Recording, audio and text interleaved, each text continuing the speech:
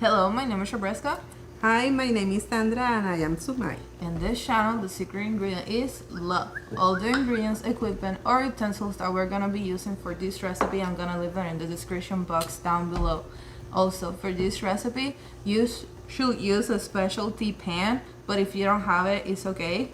You can use a regular pan, but I'm also gonna leave a link of a paellera.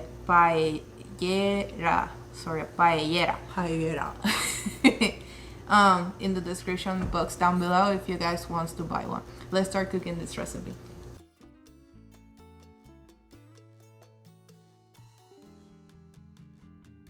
So the first thing we're gonna put in our pan is the tomatoes with olive oil. Then after our tomatoes have sweat a little bit and change color, we're gonna add the garlic and we're gonna let it cook for a little bit, a couple of minutes. Afterwards, we're gonna add our onions, and peppers. And the same thing, we're gonna sweat them. We're not gonna cook them very deeply. After they have, we're gonna add a little bit of salt to start creating those different layers of flavor. And we're gonna add our artichokes. In this instance, I decided to use fresh artichokes. For me, it was a waste. It takes a lot of time to clean them and you end up with little product. So you can use the canned ones if you would like. Then we're gonna start adding our layers of flavor that are gonna make this rice stand out, or this dish. We're gonna add our pepper, fresh ground pepper, and we're gonna add the best ingredient for this, or the ingredient that makes paella besides the pan, which is the saffron. Saffron, I'm gonna leave a link down below so you guys can buy it, but if you cannot find it on the regular stores, sometimes Homewoods and TJ Maxx and Marshalls, I'm not sponsored by them, they have them, as well as the smoked paprika, that's the red powder that I just add before the oil. You need smoked paprika, it gives that characteristic flavor to it too. Then we're gonna add our rice. They sell a rice specifically for paella. You don't have to. You can use risotto rice, which is arborio rice, or you can use Uncle Ben's. I know people that use Uncle Ben's. Right now, I use a medium length rice. And after you add your rice, you want to mix it really well so all the color looks pretty and nice.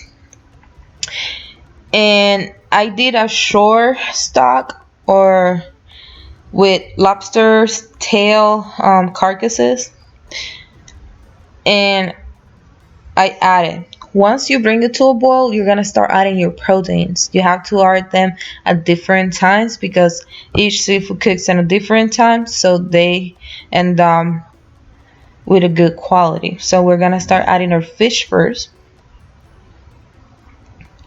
And after the fish, once it has dried almost completely, and you will notice on the next slide that you can see the grains of rice already, you're gonna add your shrimp.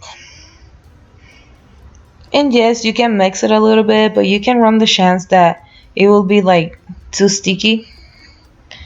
And after you put your shrimp, you're gonna add 2 little rosemaries. And you're gonna cover it with foil, or if you're lucky and have a lid that fits your pan, put a lid on it.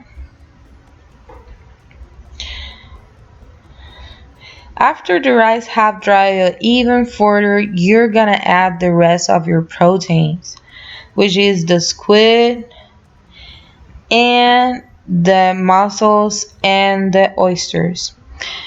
If you notice, my oysters and mussels are open already. I live really north. It's really difficult to find seafood out where I live, so I have to buy frozen. But if you find fresh, go for the fresh. It doesn't take that long to cook. They will open really fast with the steam of your seafood. And they will end up really tender once you put them in at the right time. And be fancy. Put all your mussels pretty, so you make them insta ready for when you decide to uncover and show it to your family. I love to make this dish when I have a lot of family in town because if you have a big pan, you can feed a lot of people good food in no time. And it's a show when they see you cooking this paella. It's really interesting. Here where I live, I think there's one restaurant that serves paella, but it's really difficult to find.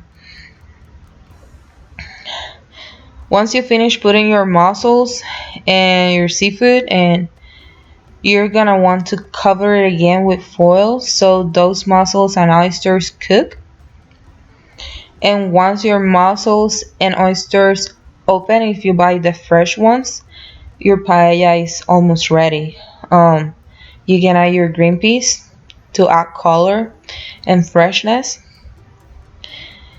And most people finish it with parsley on top when they serve it. So this is how the paella looks. Once you finish it, you can see the really deep yellowish orange color that the saffron gives to this rice. The flavor is amazing. And when you serve it, you want to serve it with a little bit of each seafood. And believe me, the flavor is really, really good. It's one of my favorite dishes. But like I say, I don't do it often because it's a show dish. It's a dish that should be served in special occasions because it touched the soul.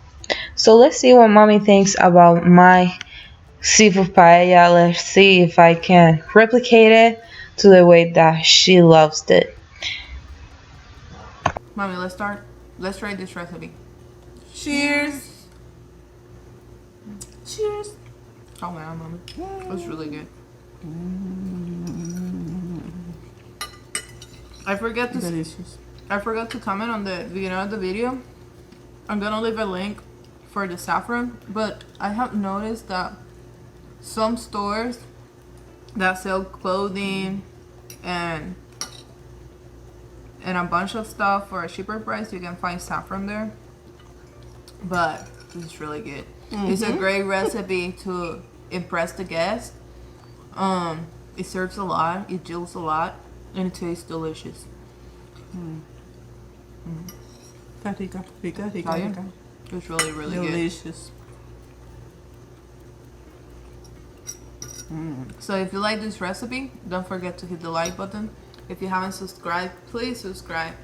And if you really did love this video, don't forget to share it. Mommy and I see you next week with our brand new recipe. Thank you for watching. See you later. Bye. Bye.